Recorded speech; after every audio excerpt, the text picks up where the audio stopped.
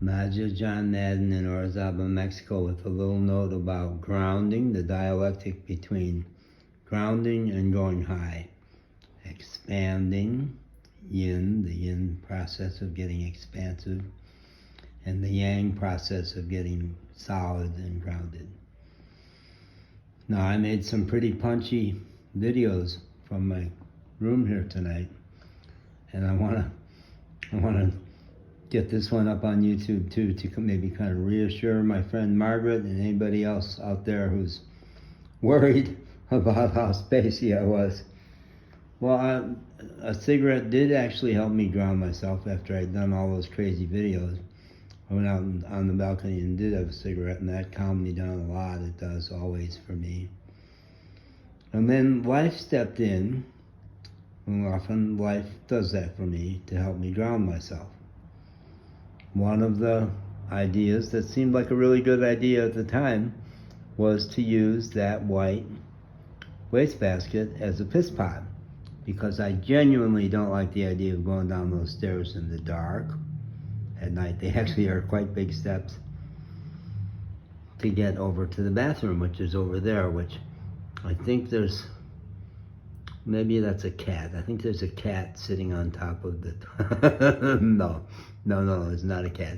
It's the lid from that garbage can, which used to be over there. So, the reason why it's over here now, I'm about to explain to you. As I was getting ready for bed, I said, well, it's time that we gave the test to my piss pot.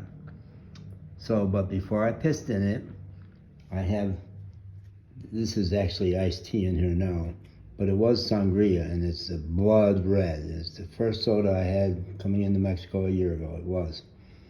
And it's non-alcoholic, but it tastes a little like punch or sangria, a little bit like sangria. So there were a couple ounces, maybe 3 ounces left in there, and they were flat, terrible. It's a bubbly, effervescent drink, and when it's flat, it's terrible. So I poured them in there to give it the test. And the sucker leaked. There's a hole in the bottom. And then I burst in the old folk song, there's a hole in the bucket, dear Liza, dear Liza. But then I was faced with the issue of a puddle of blood red stuff. Now, you don't want to go through that in the dark, going to the bathroom. So I had to clean it up. That was sobering. Okay, now you have to clean it up. I considered the towel. No, blood red stuff on the towel. We're going to stain that towel. And then I can't believe my own brilliance. I thought, they don't provide paper towels. I'm going to put that in my Google review. Provide paper towels in the rooms, but they do provide toilet paper. Ah, now the plot thickens. I ought to get that toilet paper back in the bathroom, don't you think? Maybe drop comments. Let me know if that's a good idea. I think that's a good idea. So we can do that. But I used that, and it actually did not take much of that role. And then it all got cleaned up, and I was breathing slow and feeling calm. And now I've got the other wastebasket with the plastic bag still in it. And I think there's very little chance of me filling that overnight. I'm pretty solid on that one. And I intend to I do have 2 phones. One of them has cell service and one doesn't. They're both pretty much fully charged. And using the light on these phones, I have found bothers the battery very, very little. So I think I'll leave one of the phones down there with its light on. That'll be my little night light, and remind me not to fall down those stairs. Don't fall down the stairs. So, and then I went outside and had another cigarette, and genuinely said my goodbyes to Orizaba, which I've been doing all day. And this afternoon I went through waves of genuine sadness about leaving this town, which has meant a lot to me over 7 weeks. I do plan to come back. But that was grounding. Okay, maybe that was even part of what was driving the giddiness, was I'm genuinely sad about leaving Orizaba tomorrow. And it's so surprising. A few days ago I had no intention to leave before I get my check on the 29th.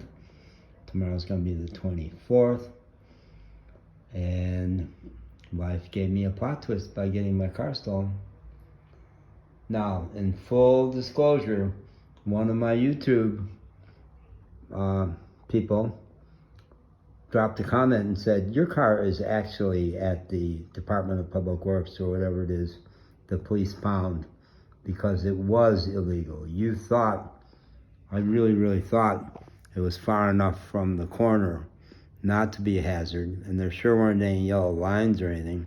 And when the cab dropped me off back there, there was another car in I think exactly the same spot. So I wrote that guy and said, are you in Orizaba? Do I have people following my thing, and you, or are you somewhere else and you know how to search, and you searched and found out? Well, I guess there are people who know how to do that online, but he hasn't answered me. So I think it's possible that it's there, but there's no chance of me getting it back because I don't have documents on it. No, I don't have documents on it. And when my car got impounded in Los Fresnos, Texas a year ago, they wanted the title. And I had literally thrown the title out in a bag of garbage along with my birth certificate. And yeah, so that's where some of my documents went.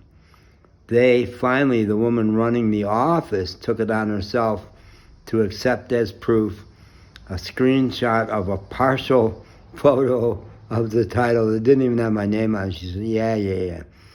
Take your car, get it off the lot. Let's do it after hours so I don't have to answer to my boss, but go.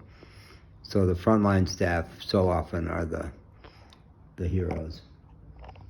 So I can't picture any way to get my car back. And I've really embraced the idea of getting pedestrian for a while. I've been wanting to slow down, stop moving so much, stay in Veracruz. I love Veracruz. So that's the plan at this point in time. Sounds pretty grounded, huh? I think. Shocking. That happened on Sunday, and this is Tuesday only. So it's goodbye to Orizaba tomorrow. I did research the buses today. They run every hour pretty much. 300 pesos, 3-hour trip to Veracruz. So I'll do that early in the day so as to arrive in Veracruz with daylight. And my friends are rallying around, and I'll have some money in my pocket for a hotel room there. And I know Veracruz. I know the hotels. I stayed in a couple of them. Yeah. I have friends in Veracruz, and I love Veracruz. Love to be by the ocean, and the ocean is very grounding for me. So, that's long enough. Gotta load this puppy up to YouTube. And the phrase I really like that I learned in Mexico from a cop, from a Tamaulipas state cop. He started serious and professional, and then he got folksy and was really nice. We had a great conversation. And before he left, he said, descanse. And I said, no conoces esta palabra. I've not heard that word. And he was a big, strapping, good-looking guy to begin with, but he had a big smile and said, sweet dreams. How's about that, huh? No American cop has ever said that to me. Sweet dreams. So, folks, descanse. Sweet dreams. Sleep well.